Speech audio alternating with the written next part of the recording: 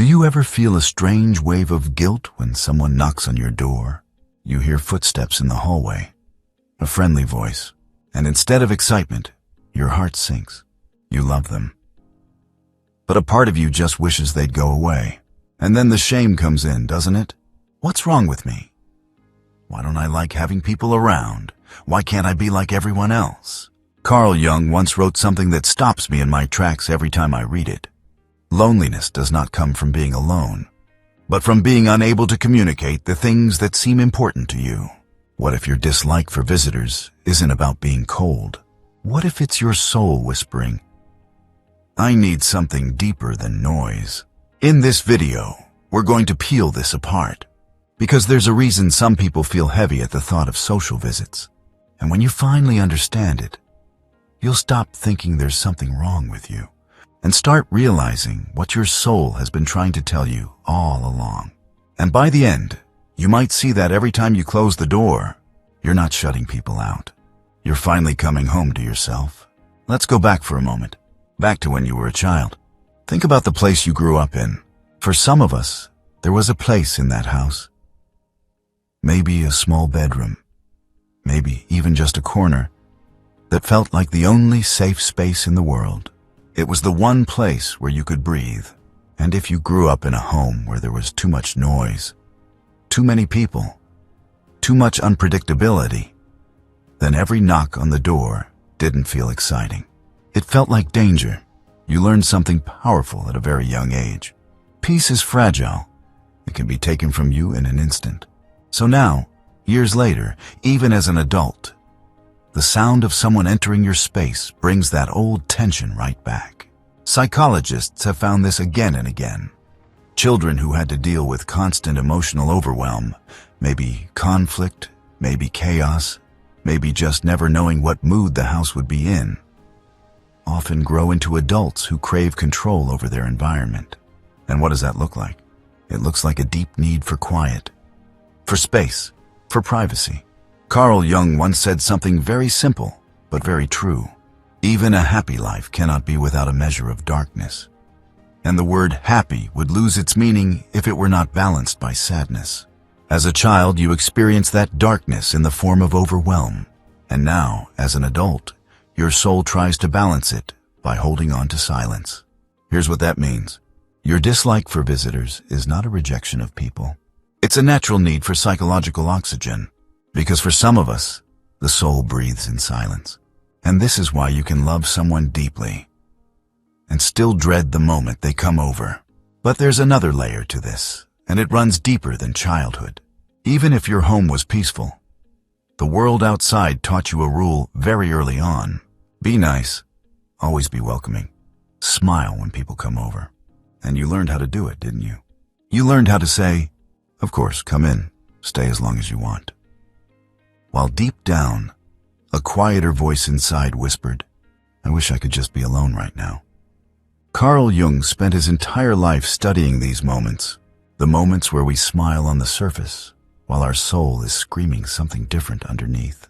He called this the shadow. The shadow isn't evil. It's not bad. It's simply the part of you that you've been told to hide. And for many people, that hidden part is the simple, honest truth. I don't have the energy for this. I need space. But because you've been told that saying no makes you rude, because you've been taught that good people always open their doors, you've learned to betray yourself. With a smile, that's why the guilt comes up. Every time you agree to a visit you don't want, every time you say yes when everything in you is saying no, you abandon yourself just a little bit. And here's the paradox. The world thinks you're being kind to others, but your soul knows you're being cruel to yourself. Jung said, the most terrifying thing is to accept oneself completely. When you finally stop and listen to that quiet inner voice, the one that just wants peace, you're doing something incredibly brave. You're beginning to meet your authentic self.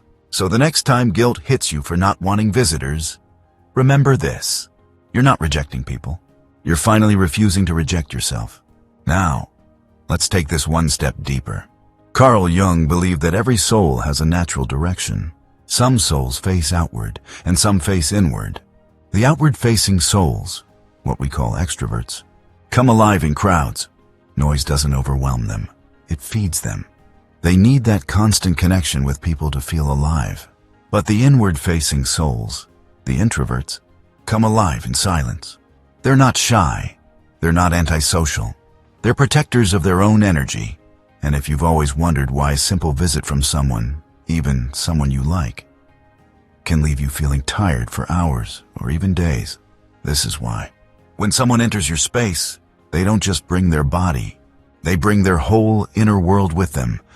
Their mood, their stress, their noise. For an introverted soul, this is not a small thing.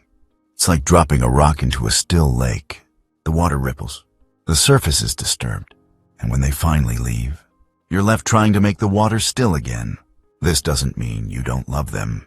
It doesn't mean you're unfriendly. It means your nervous system processes connection differently. For extroverts, visitors are a charge. For introverts, visitors are a drain, even good ones. Jung saw this clearly. He said that introversion is not about being weak. It's about living from a different frequency. So if you've ever looked at yourself and thought, why do I need so much space? Why can't I be like everyone else? Remember this. You're not broken. You're just built for depth, not for noise. And when you finally stop fighting that, life starts to make a lot more sense. You see, the way you handle visits isn't a flaw. It's a compass pointing back to the kind of life that nourishes you. So, after everything we've talked about, your childhood, your shadow, your natural temperament, let's finally ask the big question. What does this really say about your soul? Because it's not just about being introverted. It's not just about needing quiet. There's something deeper here. When you close the door after someone leaves, when the house finally goes quiet, do you know what you feel in that moment? You feel yourself return. And that tells us something incredibly profound. Your soul isn't craving people. It's craving connection, real connection, deep, unhurried, meaningful connection. Not the kind that's made of small talk and constant interruptions. Not the kind where everyone's scrolling on their phone while pretending to be together. You are craving the kind of connection that happens in stillness, connection with your own thoughts, connection with something larger than yourself, connection with a few people who truly see you. That's why shallow visits exhaust you. They take time, but they don't feed you. Carl Jung once wrote, "Solitude is for me a fount of healing, which makes my life worth living.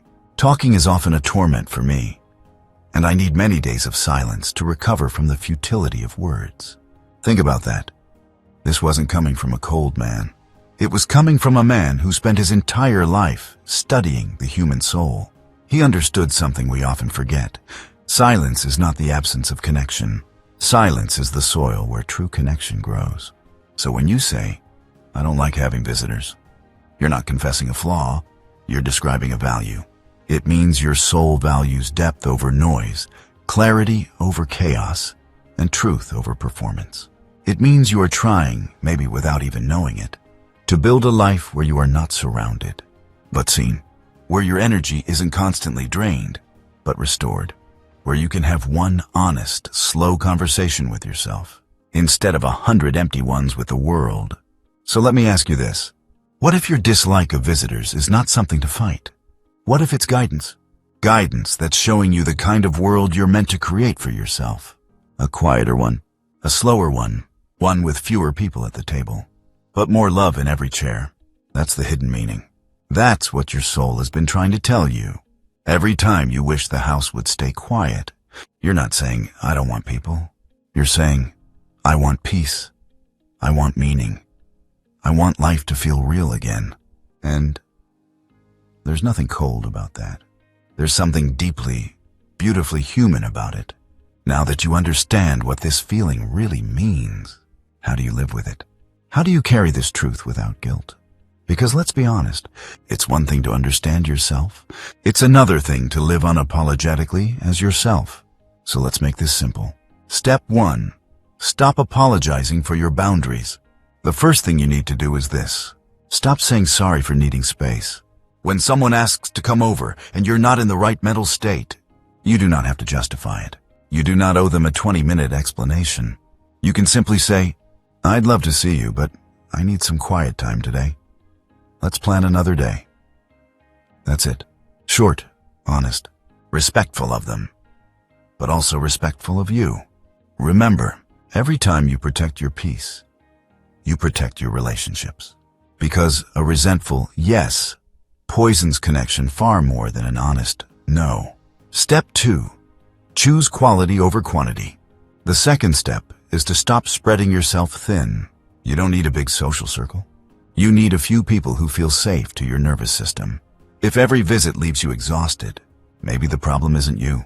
Maybe you're simply spending time with people who pull you out of yourself instead of grounding you in yourself. Jung said something so simple but so overlooked. The meeting of two personalities is like the contact of two chemical substances. If there is any reaction, both are transformed. If you leave a visit feeling drained instead of transformed, that's your signal. Pay attention to it. Step 3, build a sanctuary.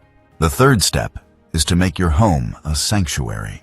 Your home isn't just where you sleep, it's where you recover. So make it feel safe. Declutter. Add things that calm you. Music, books, plants, a chair by the window where you can just think. Let your space be a place where, the moment you close the door, your soul exhales and says, "This is mine. This is safe." And here's something powerful. The calmer your environment is, the more confidently you can invite someone in when you truly want to. Because you're no longer reacting, you're choosing. Step 4, use solitude wisely. And finally, and this one's important, don't waste your solitude. It's easy to hide. To shut the door, turn off the phone, and just numb out. But that's not what your soul is asking for. Your soul wants you to use that time to grow. Read books that expand your mind. Create something, even if it's small. Write down your thoughts. Sit in silence long enough to hear what you really want from life. Because when you do that, something amazing happens. The very thing you once felt guilty for, your solitude, becomes your superpower. It turns into the reason you have clarity, creativity, resilience, while everyone else is lost in the noise. This is not about hiding from life. It's about building a life that finally fits you. When you honor your need for quiet, you don't become smaller. You actually become stronger. You show up in the world calmer, clearer, and more present. Because you're no longer running on empty. And that is the gift of understanding yourself. You stop betraying yourself to please others, and you start building a life that feels like home. So the next time someone makes you feel strange, or even guilty, for not wanting visitors, remember this: you are not broken. You are not unfriendly. You are not cold. You are simply someone whose soul is loudest in silence. And when you close your door, when the noise fades and the quiet begins, you are not shutting people out. You are coming home. You are returning to yourself. The world celebrates noise, but healing, real healing, often begins the moment you are finally alone.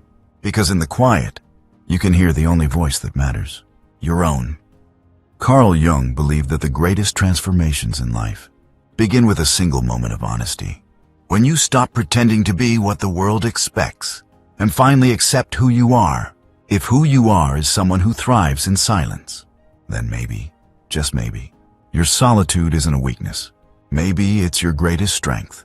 So I want to leave you with a question, and I want you to carry this question long after this video ends.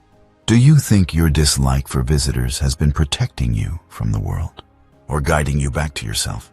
If this video spoke to you, hit the like button and share it with someone who needs to hear this truth. And don't forget to subscribe for more deep insights that help you understand yourself and live with more peace. Tell me in the comments, what's one thing you've learned about your need for solitude?